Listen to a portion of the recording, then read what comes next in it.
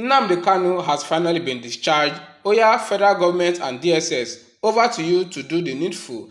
And guys, this calls for celebrations.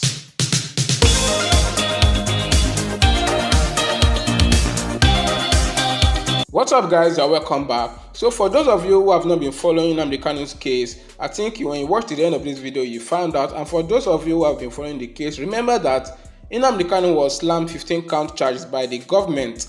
According to the court, guys, they lacked jurisdiction to proceed with the charge by the fact that Nnamdi Kanu was forcefully abducted in Kenya and extraordinarily brought to Nigeria. So therefore, he cannot be tried when he was unlawfully abducted and forcefully brought into Nigeria. The forceful abduction from Kenya and retention to Nigeria by Buhari government is a clear violation of international convention.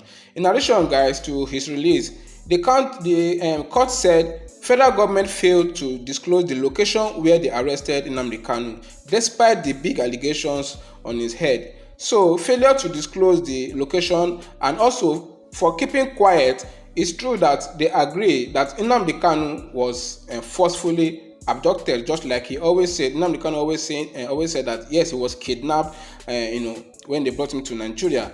Nnamdi Kanu was accused of terrorism, treason, and secession, and a member of IPOB group, which the government already outlawed. But in May 2022, Justice Binta of Federal High Court removed some of the charges from 15, making it 7. So she brought down the charges to 7. Nnamdi Kanu only proclaimed fighting to defend his people and not to kill them. That was what he said, saying that the struggle of the group, that's the struggle of the group. And according to him, he said, "I am not disappointed. Why would I? This is what we expected. I want our people to be calm. I want Biafra land to be peaceful, calm, and very, very peaceful. We are fighting to defend our people, not to kill them. That is why I am here. And we will continue to defend them until we get victory." Well, there are two things involved here. I don't know if it's the defend or the trying to get this Biafra, whatever, I don't know.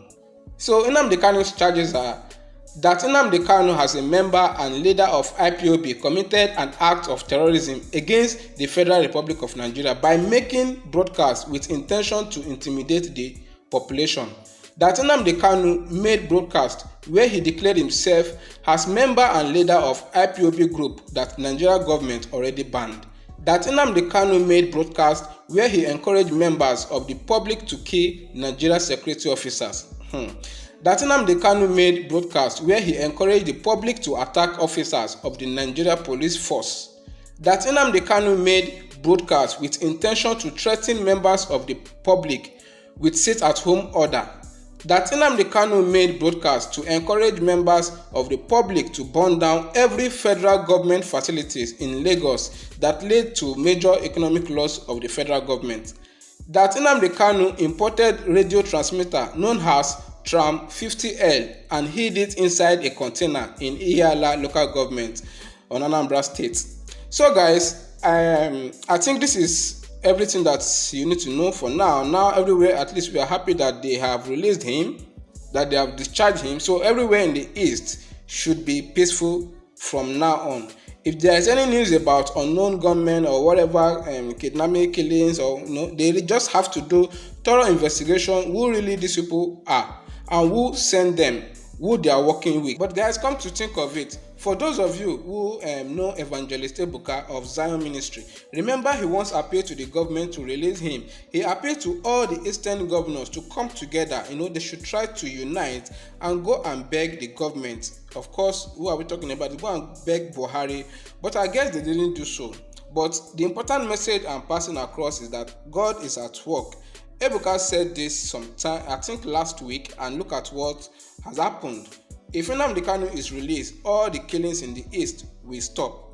So guys, let us see what will happen from now. We pray say all these insurgencies and killings and insecurity will just stop at least. So guys, this is where I'm going to be stopping this video. If it's your first time here, kindly subscribe, turn your post notifications so you know anytime I drop this video like this. Also, like this video, so this is the only way YouTube will recommend it to other people. Thank you for watching, and until next video, have a good day. Well, Nigeria, for me, it's not for me to tell the government to prepare itself, because there's going to be a huge squawk when the truth about how Kanu was arrested, when the truth comes out. Our nation is, people are alleging this and that and that. So that's one phase, whether Nigeria has acted outside international law. That's one issue. The second issue, however, has to do with Kanu's conduct outside the nation. There's been a level of hate rhetoric, which is, for me, has been most unfortunate, issuing from Kanu outside. But for me, hate rhetoric is an issue which can only be judged by the laws of any nation. So we come back to the issue: was it right to have, for me, quote unquote, kidnapped? You can say intercepted as much as you want, but I think that Kanu was kidnapped, and that is wrong internationally and it's wrong morally. And how would you advise the federal government to move forward? Talking about all this now, you've identified some pitfalls in the way that the arrest of Nnamdi Kanu has been handled, and also the way the DSS raided Sunday Igbo's house. For Nnamdi Kanu, for starters, how would you advise the federal government to move forward in terms of his trial and other things that will come up after now? To answer that kind of question, we have to ask ourselves, what is the position mentally, spiritually, economically, politically? What's the state of mind, the collective state of mind of a vast section of this nation at the moment?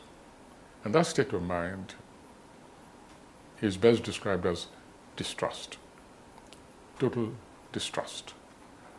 This government has earned itself, rightly or wrongly, that's for the government, that side to decide.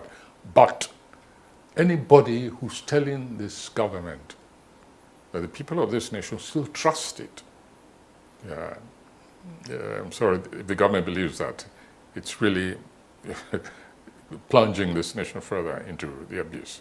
After raiding his home, the DSS had come out to say that Sunday Igbo is wanted and that he should turn himself in. What would you advise he does in this situation? Well, my advice is not even so much Igbo, but to the government, that they should stop pursuing this person as a criminal, because you have begun by acting in a criminal fashion against him.